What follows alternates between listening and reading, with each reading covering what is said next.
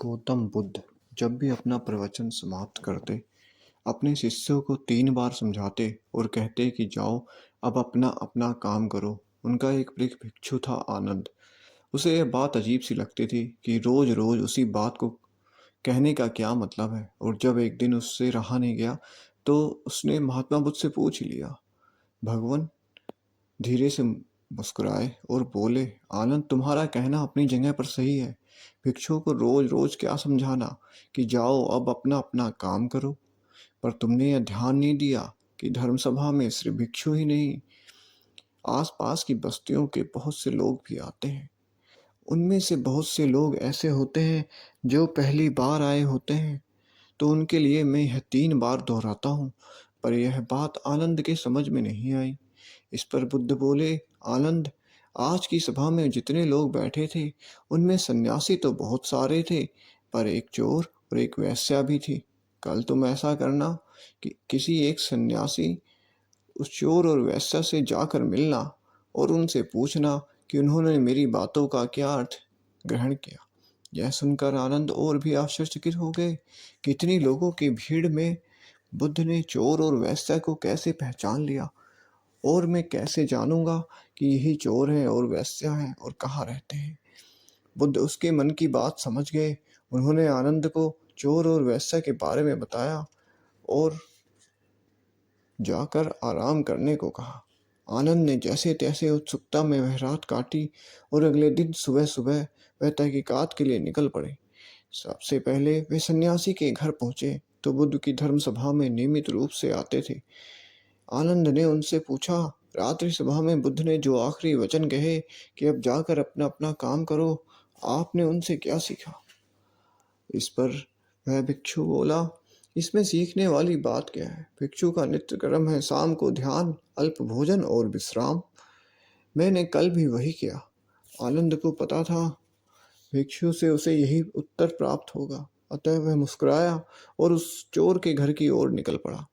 पूछते पूछते वह चोर के घर पहुंचा। चोर उस समय सो रहा था। उसे उसके घर वालों ने जगाया और बताया कि भिक्षु आनंद उससे मिलने आए हैं। यह सुनकर चोर चौंक उठा और हाथ जोड़कर आनंद के सामने हाजिर हो गया। आनंद ने अपना सवाल दोहरा दिया।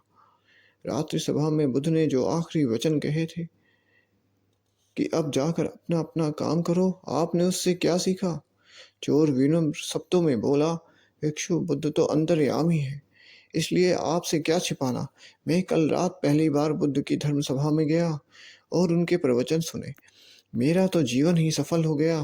बुद्ध के प्रवचन सुनने के बाद मैं उनके कहे अनुसार अपने काम यानी कि चोरी करने निकल पड़ा और कल इतना तगड़ा माल हाथ लगा कि अब तो मुझे चोरी करने की जरूरत ही नहीं पड़ेगी।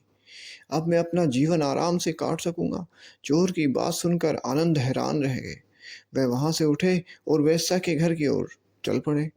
वैश्या आनंद को देखते ही पहचान गई।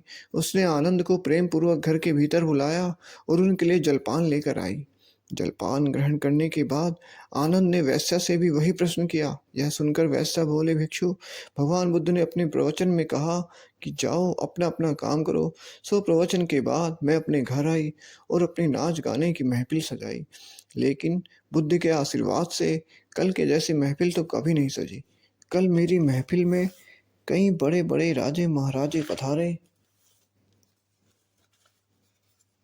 उन लोगों ने प्रसन्न होकर इतना धन दिया कि अब मुझे धन के लिए यह कर्म करने की आवश्यकता नहीं पड़ेगी। आनंद के आश्चर्य की सीमा न रही।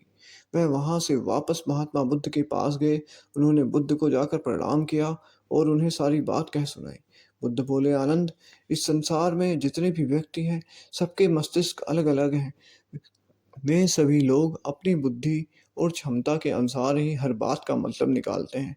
इसलिए मैं अपनी इस बात को 3 बार कहता हूँ कि जाओ अब अपना अपना काम करो। इसके पीछे मेरी सोच यही है कि किसी के समझने में कोई कमी नहीं रह जाए। लेकिन इसके बाद भी लोग उस बात का मतलब अपने अपने हिसाब से निकालते हैं। इसका कोई उपाय भी नहीं है। इसलिए ये सृष्टि ऐसी ही है। हम इसे बदलने के लिए लोगों को प्रेरित तो कर सकते हैं, पर हमारी बातों का उन पर कितना असर होगा यह कोई नहीं जानता। इसलिए मैं सभी के साथ एक समान व्यवहार करता हूँ और सभी को एक समान अपना-अपना कार्य करते रहने के लिए प्रेरित करता हूँ।